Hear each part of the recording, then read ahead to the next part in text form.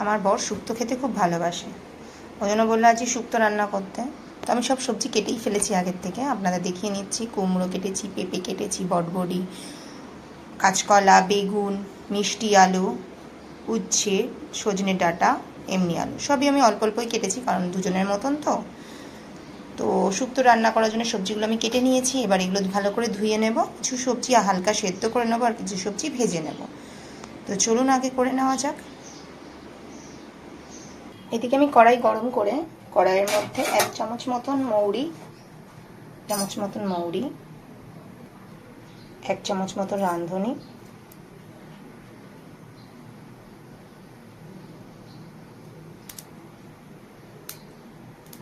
দিয়ে হালকা একটু ভেজে নেব।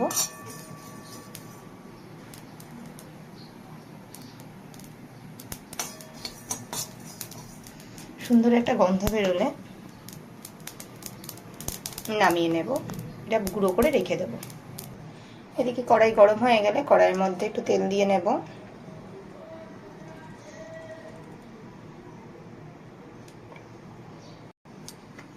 বড়িগুলো ভাজবো।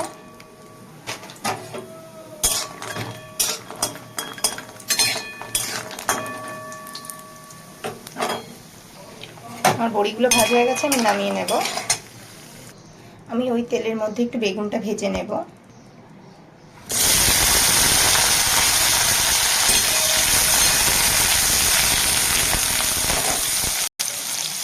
সামান্য নুন চিপিয়ে দেবো।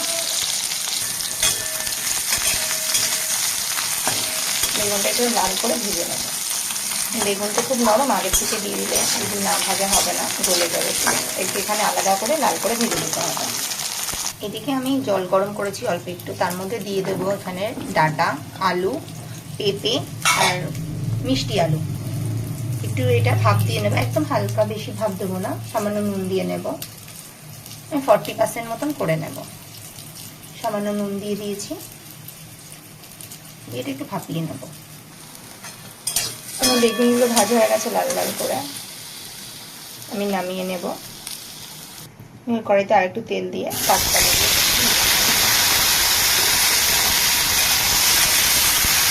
কাঁচকলা ভাজার সময় সামান্য নুন দিয়ে নেব, যাতে সবজিটার মধ্যে নুনটা ঢোকে। আমার কাঁচকলাগুলো ভাজা হয়ে গেছে, নামিয়ে নেব। ওই তেলের মধ্যে আমি ভেজে নেব বটবড়ি আর কুমড়ো। এটা আমি সামান্য একটু নুন দিয়ে নেব।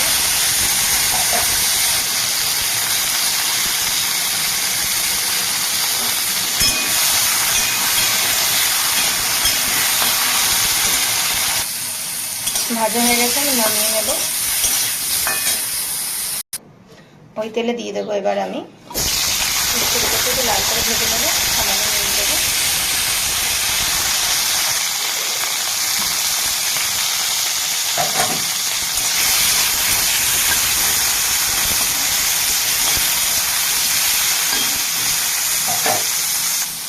আমার উচ্ছেও ভাজা হয়ে গেছে, আমি নামিয়ে নেব।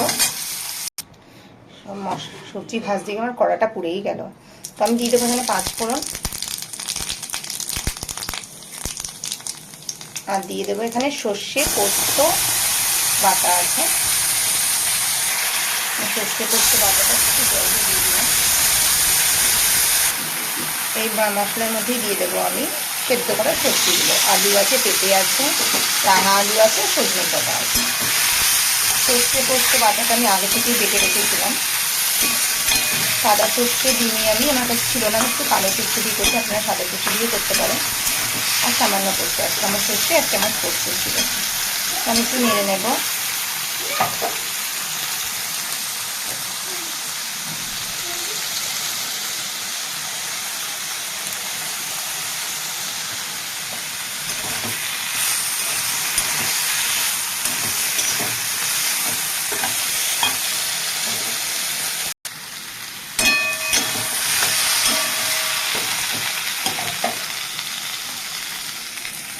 ভেজে রাখা সবজিগুলো সব দিয়ে দিলাম।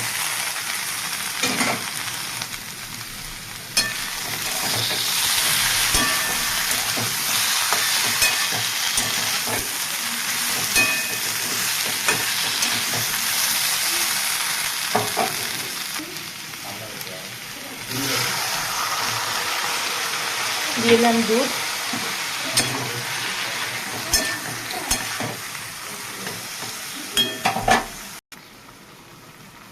আর একটু লাগবে দুধটা, আমার রুম টেম্পারেচারের দুধ এটা।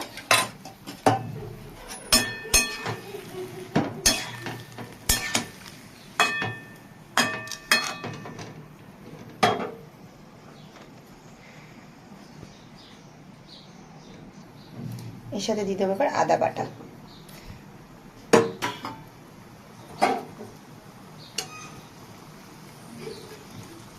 আদা বাটাটা আগে দিলে পুড়ে যেত, গন্ধটা ভালো বেরোতো না, আমি তার জন্য এখন দেবো। আপনারা মশলা কষানোর সময়ও দিতে পারবেন।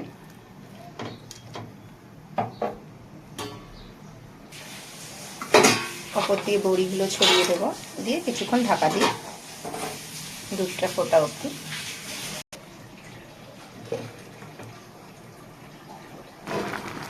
আমার নুনটা হয়নি, আমি সামান্য নুন দিয়ে নেব।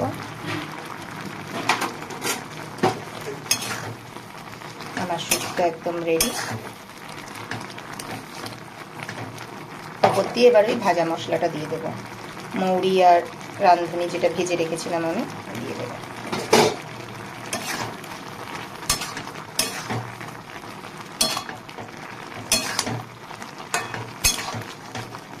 একদম সহজভাবে শুক্তো রান্নার রেসিপি, আপনার বাড়িতে অবশ্যই একবার ট্রাই করবেন।